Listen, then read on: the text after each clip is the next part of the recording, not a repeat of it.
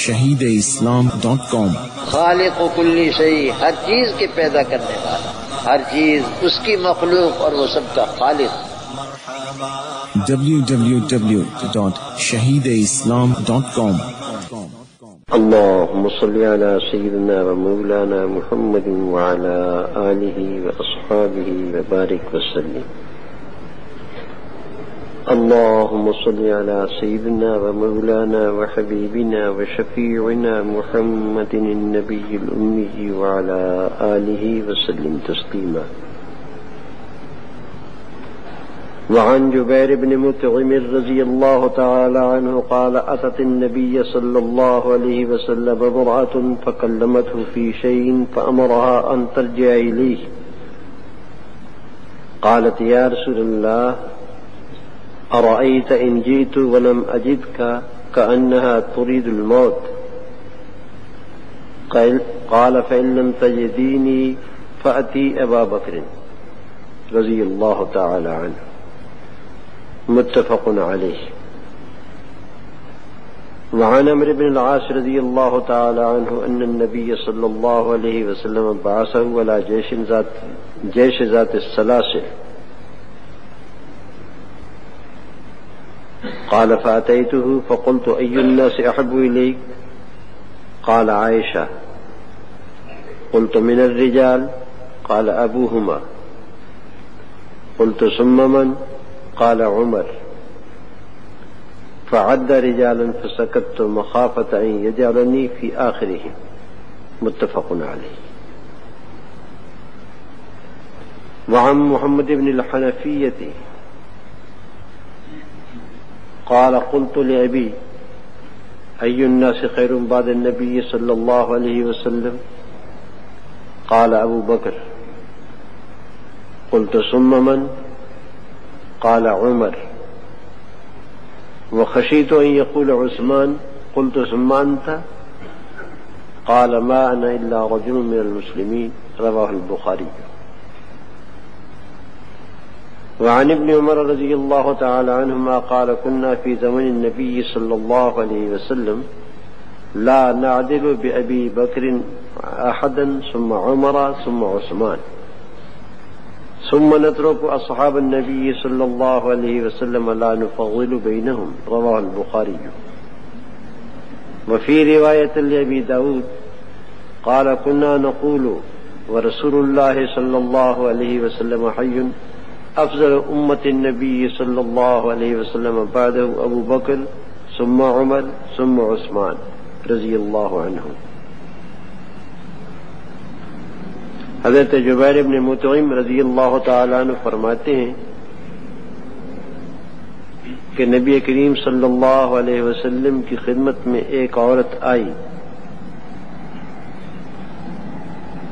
اس نے کسی معاملے میں آپ سے گفتگو کی. آپ نے اس کو حکم فرمایا کہ پھر آنا. کہنے لگی یا رسول اللہ یہ فرمائیے کہ اگر میں آؤں اور آپ کو نہ پاؤں. گویا وہ یہ کہنا چاہتی تھی کہ خدا نخواستہ آپ کا وصال ہو جائے. فرمایا پھر اگر تم مجھے نہ پائے تو ابو بکر کے پاس آنا. یہ صحیح بخاری اور صحیح مسلم کی حدیث ہے. حضرت عمرو بن عاص رضی اللہ تعالی عنہما فرماتے ہیں حضرت عمرو بن عاص رضی اللہ عنہ فرماتے ہیں کہ نبی کریم صلی اللہ علیہ وسلم نے ان کو غزوہ ذات السلاسل میں امیر لشکر بنایا. فرماتے ہیں میں حاضر خدمت ہوا تو میں نے کہا کہ لوگوں میں سے کون سا شخص آپ کو سب سے زیادہ محبوب ہے؟ فرمایا عائشہ.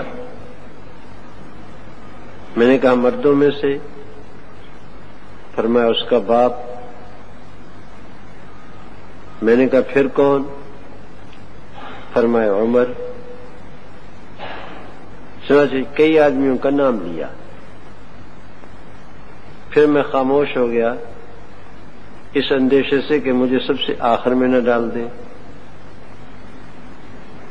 یہ صحیح بخاری اور صحیح مسلم کی حدیث ہے. حضرت علی رضی اللہ تعالیٰ عنہ کے صاحبزادہ حضرت محمد بن حنفیہ فرماتے ہیں کہ میں نے اپنے والد ماجد سے پوچھا کہ لوگوں میں سب سے بہتر کون آدمی ہے نبی کریم صلی اللہ علیہ وسلم کے بعد؟ فرمایا ابو بکر.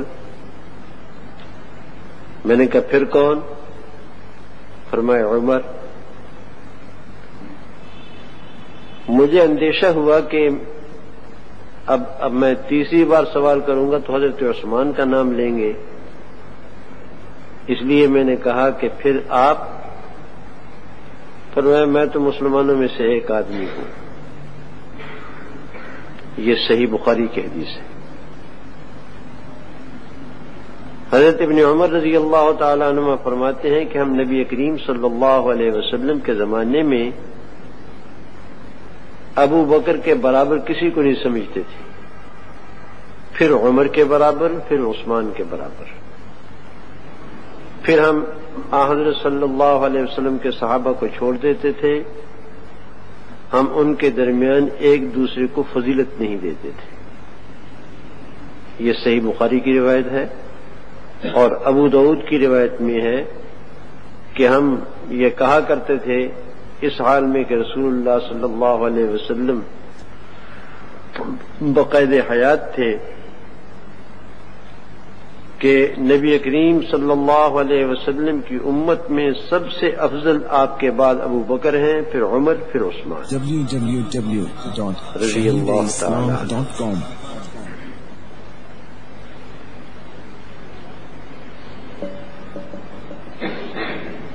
پہلی حدیث میں قصہ ذکر کیا ہے کہ ایک خاتون حضرت صلی اللہ علیہ وسلم کی خدمت میں آئیں اپنے کسی کام سے، تو حضرت صلی اللہ علیہ وسلم نے فرمایا کہ کسی دوسرے موقع پر آنا.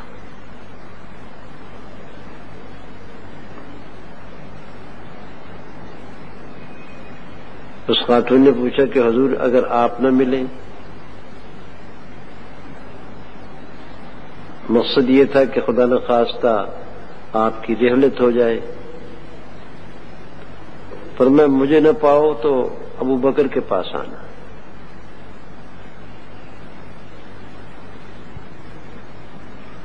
شاہ ولی اللہ محدث دہلوی رحمہ اللہ تعالی نے کتاب لکھی ہے ازالۃ الخفا عن خلافت الخلفاء. فارسی میں ہے اور کافی ضخیم ہے. انہوں نے حضرات خلفائے ثلاثہ ابو بکر، عمر، عثمان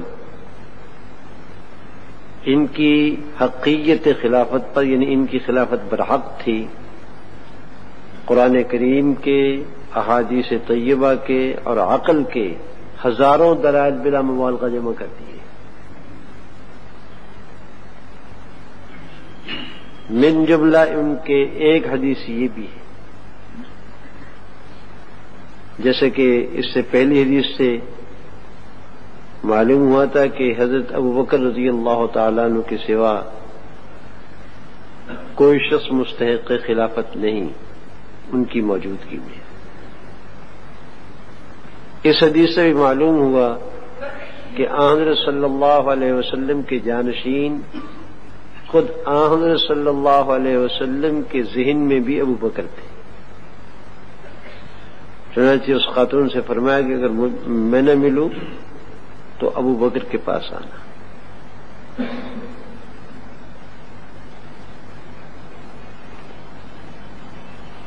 دوسری حدیث میں ہے کہ حضرت عامر بن عاص رضی اللہ تعالی عنہ جو حضرت خالد بن ولید کے ساتھ صلح حدیبیہ کے بعد اور فتح مکہ سے پہلے مسلمان ہوئے تھے، اور یہ قریش کے دو جرنیل تھے خالد بن ولید بھی اور عمرو بن عاص بھی. یہی عمرو بن عاص فاتح مصر ہے. خود فرماتے ہیں کہ جس دن سے میں اسلام لایا اس دن سے ہر غزوے میں مجھے رسول اللہ صلی اللہ علیہ وسلم امیر مقرر کرتے تھے. جب بھی کوئی لشکر بھیجتے تھے مجھے امیر مقرر کرتے تھے، یعنی اکثر و بیشتر. تو نئے نئے مسلمان ہوئے تھے، غزوہ ذات السلاسل میں ان کو امیر لشکر بنایا رسول اللہ صلی اللہ علیہ وسلم نے. تو ان کو اپنے بارے میں کچھ غلط فہمی ہو گئی. اتنے اکابر صحابہ موجود ہیں، ان کی موجودگی میں مجھے امیر بنایا ہے، امیر لشکر بنایا ہے.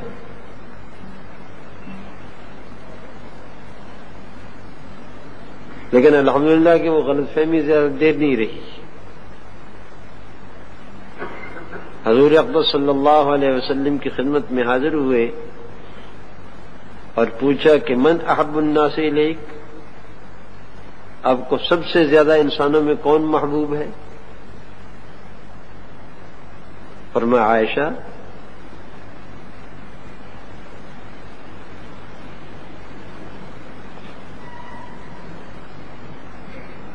کہا کہ بردوں میں سے؟ فرمایا اس کا باپ. اس کے بعد فرمایا عمر. اس کے بعد فرمایا فلانا. کئی آدمیوں کا نام اسی طرح گن دیا اور آخر میں نے سلسلہ سوال منقطع کر دیا یہ سوچ کر کہ کہیں سب سے آخر میں میرا نام نہ ہے تو غلط فہمی کا علاج ہو گیا.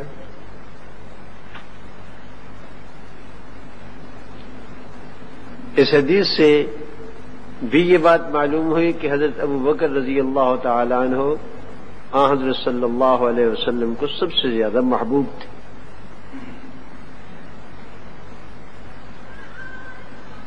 اور حضرت صلی اللہ علیہ وسلم کی محبت کی بنیاد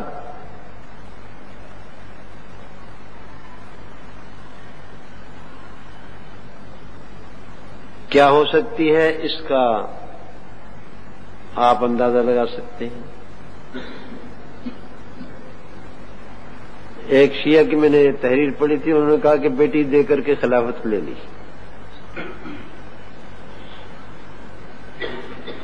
بڑی اچھی بات ہے، اگر بیٹی کے بدلے خلافت ملتی ہے تو بہت سستا سودا ہے. لیکن نہایت گھٹیا ذہنیت کے ہیں وہ لوگ جو یہ سمجھتے ہیں کہ بیٹی خلافت کے لیے لی تھی. احمق کو یہ بھی بات بھی معلوم نہیں کہ جب حضرت صلی اللہ علیہ وسلم نے ابو بکر کی بیٹی سے عقد کرنا چاہا تھا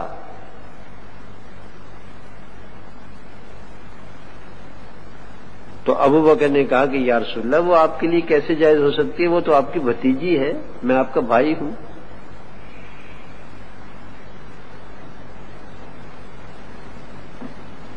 فرمایا کہ اسلامی اخوت اپنی جگہ ہے، اسلام کے اعتبار سے بھائی ہونا اپنی جگہ ہے، لیکن یہ رشتے سے معنی نہیں ہے. فرمایا بہت اچھا. www.shahideislam.com. تو ابو بکر نے تو خود پیشکش نہیں کی تھی، خلافت لینے کے لیے بیٹی دی ہوتی نا تو ابو بکر نے تو پیشکش نہیں کی تھی، پیشکش تو رسول اللہ صلی اللہ علیہ وسلم کی طرف سے کی گئی. مطالبہ حضرت صلی اللہ علیہ وسلم کی طرف سے، مانگ حضرت صلی اللہ علیہ وسلم کی طرف سے کی گئی. اور حضرت ابو بکر رضی اللہ تعالیٰ عنہ کو اس پر اشکال بھی ہوا، مگر آپ نے وہ اشکال رفع کر دیا. فرمایا ٹھیک.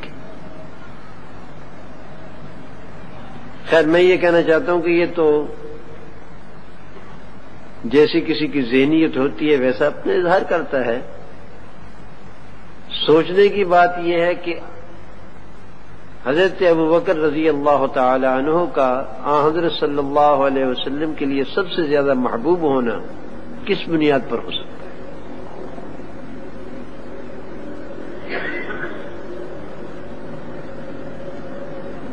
یہ اصول یاد رکھو کہ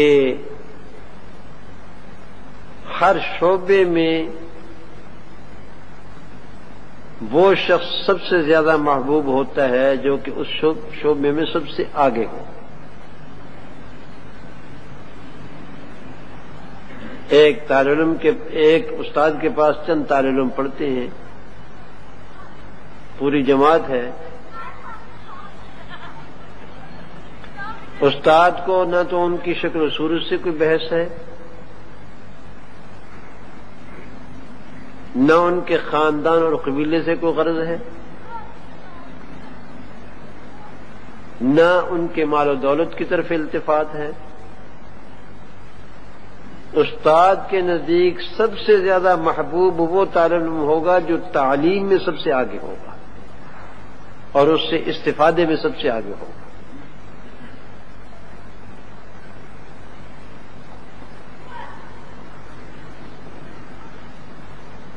اسی اصول پر یہ سمجھیے کہ حضرت ابوبکر رضی اللہ تعالی عنہ کمالات نبوت سے استفادہ کرنے میں تمام صحابہ سے آگے تھے، اس لیے حضور صلی اللہ علیہ وسلم کو سب سے زیادہ محبوب تھے. جتنا استفادہ حضرت ابوبکر رضی اللہ تعالی عنہ نے کیا حضرت صلی اللہ علیہ وسلم سے، اتنا کسی نے نہیں کیا. آگے حدیث آئے گی ایک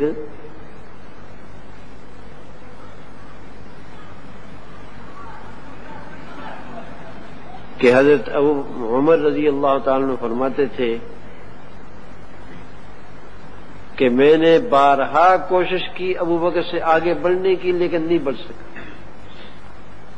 آخر میں نے کہا کہ کوئی ابو بکر سے آگے نہیں بڑھ سکتا کسی بھی معاملے میں. تو حضرت صلی اللہ علیہ وسلم کے فیوز اور نبوت کے انوار و برکات کو حاصل کرنے میں ابو بکر سب سے سابق القدم تھے، اس لیے قدرتی طور پر سب سے زیادہ محبوب بھی تھے.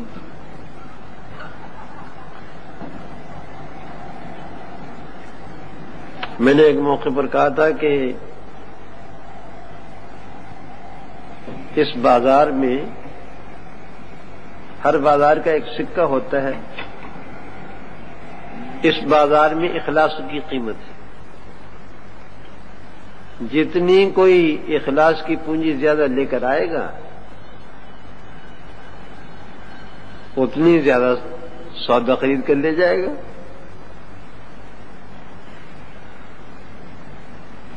تو حضرت ابوبکر رضی اللہ تعالیٰ عنہ کے اخلاص کی کوئی قیمت نہیں، کوئی ریس نہیں.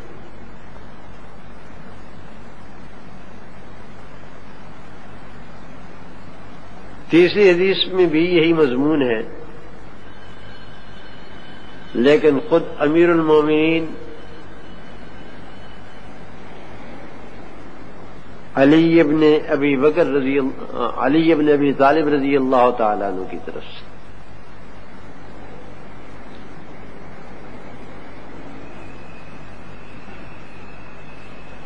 ان کے صاحبزادے حضرت محمد ابن حنفیہ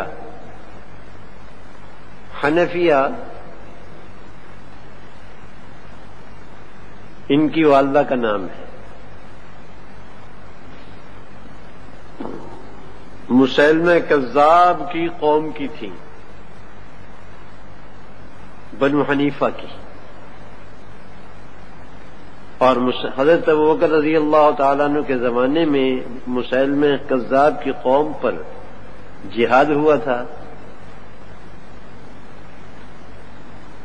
تو اس جہاد میں یہ لونڈی بن کر آئی تھی اور حضرت علی کے حصے میں آئی. ان سے محمد ابن علی پیدا ہوئے، محمد ابن علی. ان کو محمد ابن حنفیہ کہتے ہیں. حسن حسین تو ان کی ریسی کیا ہے، ان کی بات ہی کیا ہے، حضرت صلی اللہ علیہ وسلم کے نواسے ہیں، لیکن حسنین کے بعد حضرت علی رضی اللہ تعالی عنہ کی اولاد میں محمد ابن حنفیہ سے بڑھ کر کوئی فاضل نہیں تھا، یہ سب سے بڑے فاضل ہیں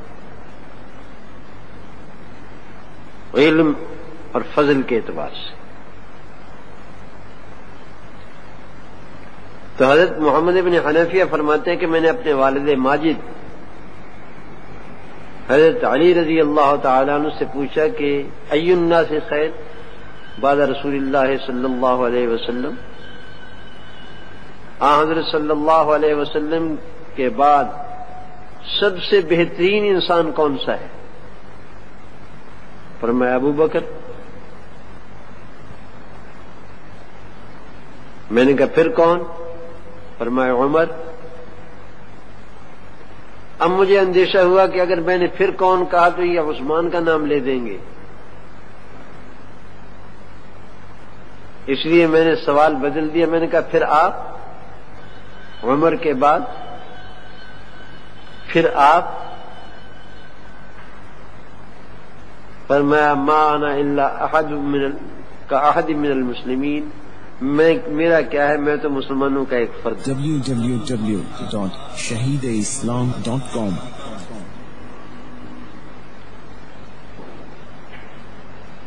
اور کوئی شک نہیں کہ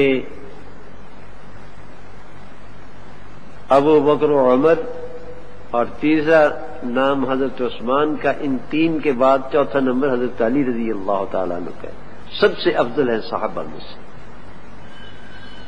لیکن ان کا یہ فرمان ہے کہ میں تو مسلمانوں میں سے ایک فرد ہوں، یہ بطور انکسار اور تواضع کے اپنے بارے میں دعوے نہیں کیے جاتے۔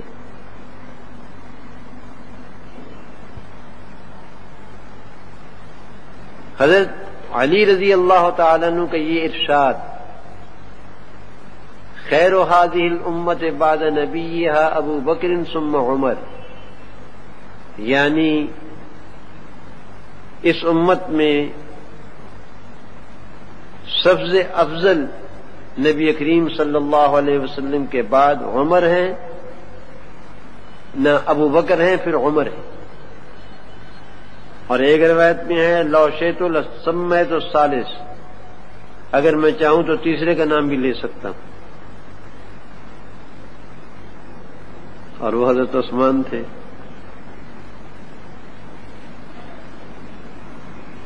حضرت علی رضی اللہ تعالی عنہ سے یہ ارشاد 80 آدمیوں نے نقل کیا ہے، یعنی متواتر ہے۔ حضرت شاہ صاحب نے نظارۃ الخفا میں، حافظ ابن تیمیہ نے منہاج السنہ میں، اور حافظ شمس الدین ذہبی نے المنتقی میں، ابن حجر مکی نے صواعق محرقہ میں، اور دوسروں نے دوسری کتابوں میں اس کی صراحت کی ہے کہ حضرت علی رضی اللہ تعالی عنہ سے تواتر کے ساتھ یہ منقول ہے کہ خیر هذه الامة بعد نبیها ابو بکر ثم عمر، حضرت صلی اللہ علیہ وسلم کے بعد امت میں سب سے افضل ابو بکر ہیں پھر عمر ہیں۔ اور عجائبات میں سے یہ ہے کہ خود شیعہ کی کتابوں میں بھی اس مضمون کی روایتیں موجود ہیں، اور اس سے عجیب تر بات یہ ہے کہ یہ ارشادات حضرت علی نے اپنے زمانے خلافت میں فرمائے،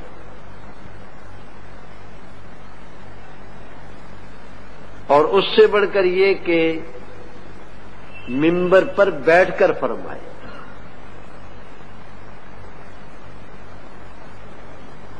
حضرت علی کو بتایا گیا کہ کچھ لوگ ان کو ابو بکر و عمر پر فضیلت دیتے ہیں، پھر میں نے اس سے پہلے اعلان نہیں کیا تھا لیکن آئندہ کے لیے مطلع کرتا ہوں کہ اگر کوئی شخص میرے پاس لایا گیا جو مجھے ابو بکر و عمر پر ترجیح دیتا ہے، میں اس کو مفتری کی حد لگاؤں گا، یعنی 80 درے جو کسی پر بہتان لگانے والے پر لگائے جاتے ہیں۔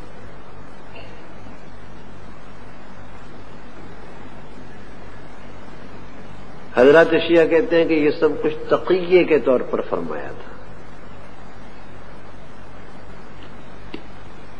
یہ تقیے کے طور پر فرمایا تھا۔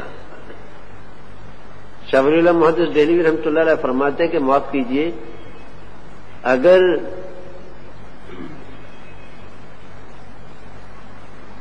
عین زمانہ خلافت میں جبکہ تلوار چلا رہے تھے حضرت علی رضی اللہ تعالی عنہ اپنے مخالفین کے مقابلے میں، اس وقت بھی خدا نہ خواستہ تقیہ فرماتے تھے، تو کل کوئی خارجی یہ بھی کہہ سکتا ہے کہ ان کے مسلمان ہونے کا دعویٰ کرنا بھی تقیے کے طور پر تھا، اندر پتہ نہیں کیا ہوں گے۔ اس کا کیا جواب ہوگا تمہارے پاس؟ کوئی عقل کی بات ہے؟ مسند خلافت پر فائد ہے، ایک شخص لشکر اس کے تابع ہیں، ملک میں اس کی حکمرانی ہے، اپنے مخالفوں کے ساتھ قتال کرتے ہیں، لڑائی کر رہے ہیں، لیکن ممبر پر بیٹھتے ہیں تو کہتے ہیں کہ ابو بکر عمر سب سے افضل ہے بطور تقیے کی۔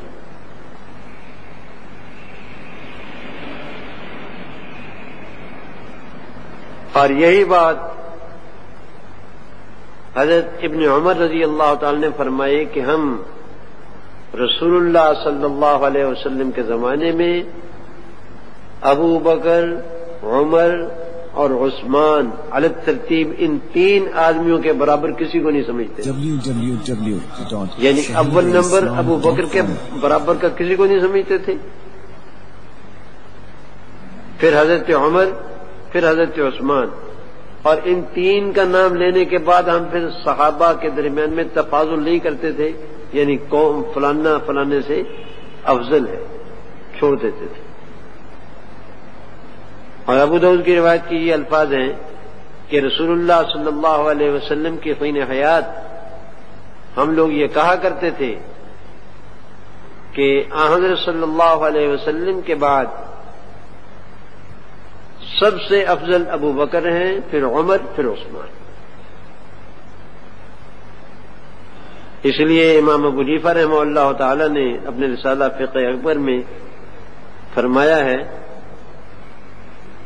کہ خلفائے راشدین حضرت صلی اللہ علیہ وسلم کے بعد ابو بکر، عمر، عثمان اور علی ہے، اور یہی ان کی ترتیب خلافت ہے اور یہی ترتیب فضیلت ہے، یعنی جو ترتیب ان کی خلافت کی ہے وہی ترتیب ان کی فضیلت کی بھی ہے، کہ سب سے اول نمبر پر حضرت ابو بکر، دوسرے نمبر پر حضرت عمر، تیسرے نمبر پر حضرت عثمان اور چوتھے نمبر پر حضرت علی کرم اللہ وجہہ۔ اور یہیں سے یہ بات معلوم ہو جاتی ہے کہ صحابہ کرام رضوان اللہ علیہ مجمعین نے ان حضرات کو علی ترتیب خلیفہ بنانے میں کسی قسم کی خیانت سے کام نہیں لیا،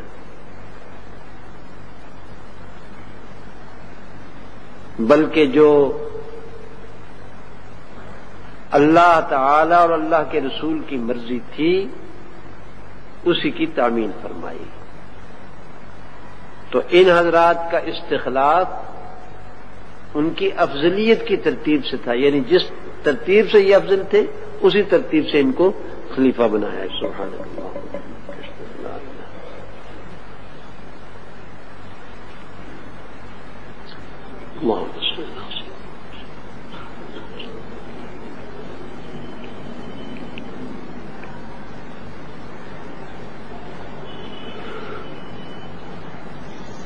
سبحان ربک رب العزت. shahideislam.com.